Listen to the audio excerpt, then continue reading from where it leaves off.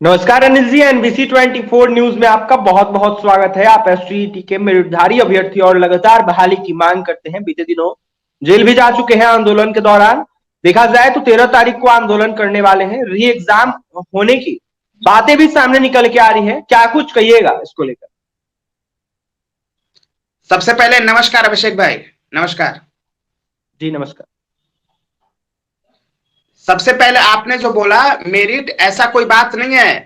अब हम सभी साथियों ने 80,402 अभ्यर्थियों ने यह तय कर लिया है कि हम लोग जी सभी अब एसटीईटी उत्तीर्ण अभ्यर्थी हैं और जी हम लोगों को अब मिल करके लड़ना है, क्योंकि सरकार हमें लड़ाना चाहती है और लड़ा करके वो माइलेज लेना चाहती है। हम अब नहीं देने वाले हैं।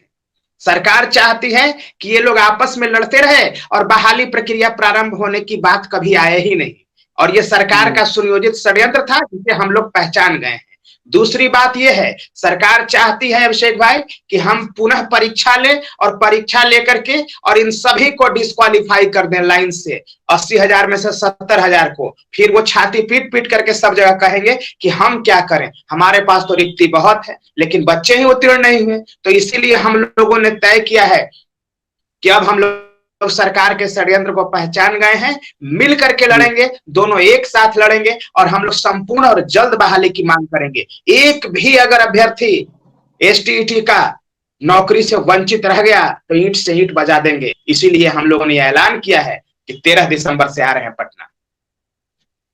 अनिल जी, देखा जाए तो सीटेट बीटेट के भी अभ्यर्थी आंदोलन कर रहे थे, लेकिन अभी आंदोलन शायद बंद हो गया है। तो सीटेट बीटेट और एसटीईटी में क्या अंतर है? देखिए, सीटेट बीटेट के मेरे साथियों से कोई हमें परहेज नहीं है। हमारा जी आंदोलन सीटेट बीटेट के साथियों से पहले से चल रहा है। ये जो अभी सीटेट बीटेट के साथी लोग जो आंदोलन कर रहे हैं, जी ये पहले छठा चरण में जब ये फॉर्म भर लिए, जब 25 फरवरी को नियुक्ति पत्र मिल गया और इन लोगों का नहीं हुआ, तब इन लोग दोबारा नौकरी की मांग कर रहे हैं, जो कि उचित है। लेकिन हम लोग ये बताना चाहते हैं कि सीटेट बीटेट के साथ ही जब नौकरी के लिए दौड़ रहे थे, सब जगह फॉर्म भर रहे थे, नियुक्ति प्रक्रिया प्रारंभ था इन लोगों का, हम लोग उसी तरह से संघर्ष, उसी समय से संघर्ष कर रहे हैं। हम लोग जेल गए, लाठियां खाई, हाजत में बंद हुआ, हम लोग आत्मदाह की कोशिश किया। तो हम लोगों को सीटेट बीटेट के साथियों से कोई परहेज नहीं है। अपना वो लोग करे, हम लोग अपना करेंगे। हम लोगों की अपनी क्षमता है। हाँ, सीटेट बीटेट के साथियों में है कि उन लोगों की संख्या रहती है 2-2.5 लाख सीट, उन लोगों का सरकार निकालती है 50,000, 40,000, 60,000। तो बहुत कम परसेंटेज है जो उन लोगों का हो पाता है। तो हमारी शुभकामना है उनको कि सब हो। लेकिन एसटीईटी जी। में 100%, एसटीईटी में जिसका रिजल्ट आ गया है अभिषेक भाई, समझिए कि उसका नौकरी पक्का। और ये सरकार ने प्रेस कॉन्फ्रेंस में बोला था। तो एसटीईटी समझिए कि एकदम नौकरी की गारंटी है। वर्तमान में महागठबंधन की सरकार है, लगातार यह कहा जा रहा है कि युवाओं को रोजगार दिया जा रहा है।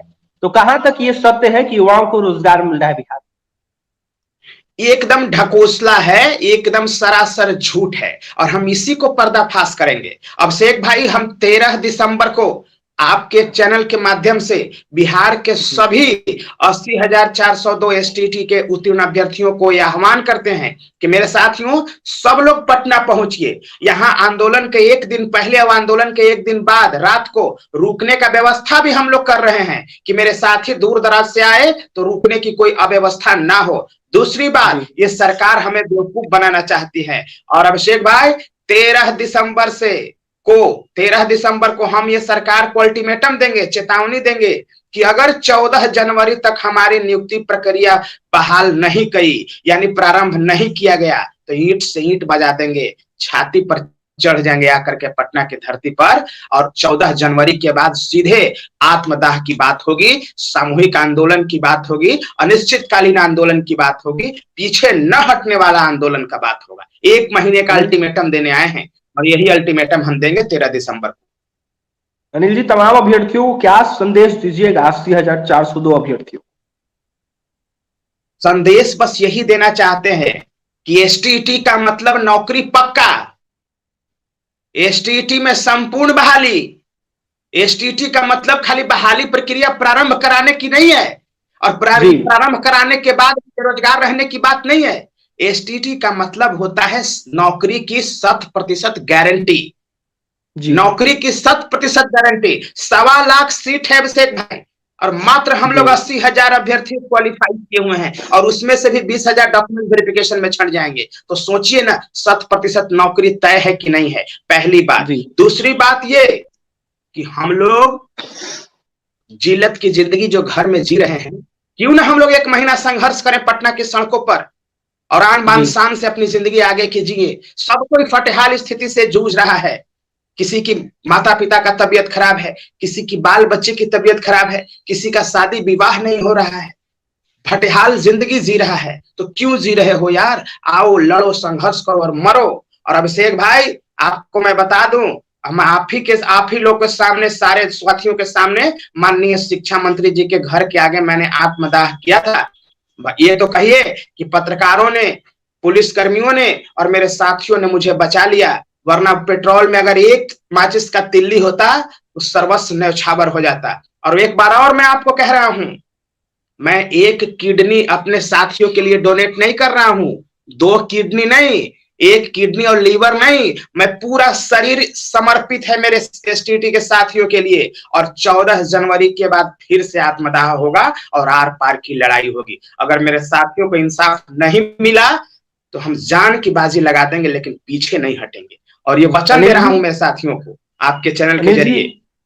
ये 13 तारीख को आंदोलन जो है गर्दनीबाग धरना स्थल पे होगा या फिर पटना की सड़कों पे होगा? नहीं, गर्दनीबाग के धरना स्थल पर होगा। लेकिन अगर सरकार का कोई भी अधिकारी हमसे मिलने अगर नहीं आया, हम परमिशन लेकर के शांतिपूर्ण तरीके से गर्दनीबाग में बैठेंगे और वहीं से संदेश देंगे। लेकिन आपके चैनल के जरिए हम बता देना चाहते हैं कि अगर सरकार में बैठे हुए अधिकारी और पदाधिकारी अगर तानाशाही रवैया रखते और हमसे बात नहीं करने अगर आए, तो उठेंगे और सीधे कूद जाएंगे विधानसभा के अंदर, और अंदर जाकर के विधानसभा अध्यक्ष के आगे जो बेल होता है ना, वहां बैठेंगे, चाहे हमारी जान क्यों न चली जाए। ये अनिल है, अनिल ने अल्टीमेटम दिया है सरकार को। अनिल का यह साफ कहना है कि 13 तारीख को हम आंदोलन करेंगे, और यह आंदोलन जो होगा 80,402 अभ्यर्थियों के लिए होगा, और यह आंदोलन जो है बहुत बड़ा आंदोलन होगा। गर्दनीबाग धरना स्थल से 13 तारीख से आंदोलन स्टार्ट होगा।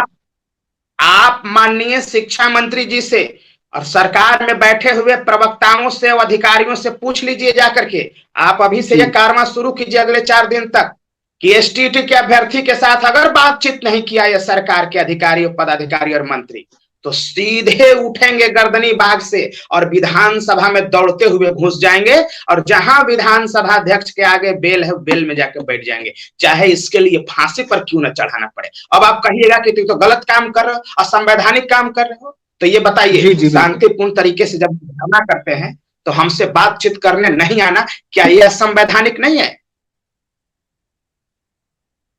सरकार को हमारी बात माननी होगी, सरकार को हमारी बात सुननी होगी, तब तक हम लोग रुकने वाले नहीं हैं। और एक बात और मैसेज फैला दीजिएगा सब जगह अभिषेक भाई, ये सरकार में बैठे हुए जो अधिकारी और जो मंत्री और नेता लोग हैं ना, ये लोग अमीर घरानों से हैं, ये लोग रईस घरानों से ताल्लुक रखते हैं, और हम लोग गरीब घर से आए हैं।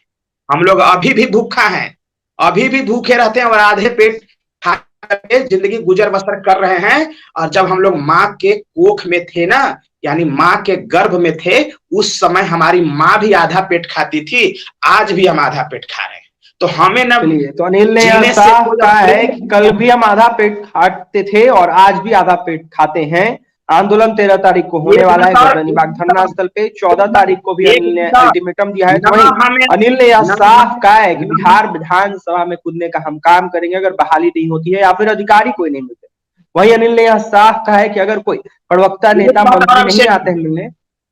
जी, एक बात और, हमें न जीने का शौक रह गया है और न मौत से डर रह गया है। ये भी मैसेज आप हर जगह फैला दीजिए। चलिए, हमें अब नहीं रह गया, ना शौक रह गया है, ना मरने का डर रह गया है। अनिल ने यह भी बातें कही है। अनिल की तमाम बातें आपने सुनी है। एसटीटी मेरिट के अभ्यर्थी है, तो वहीं तमाम अभ्यर्थियों के लिए संघर्ष करेंगे। 13 तारीख से आंदोलन स्टार्ट होगा, तो वहीं लगातार आंदोलन ये चलेगा। देखने वाली बात यह होगी कि कौन नेता, कौन मंत्री या फिर कौन विधायक इन लोगों से मिल जाते हैं या फिर इनकी बहाली कब होती है। फिलहाल इस खबर में इतना ही, और भी तमाम खबरों के लिए एमबीसी 24 के साथ बने रहे। बहुत बहुत धन्यवाद सभी दर्शकों का।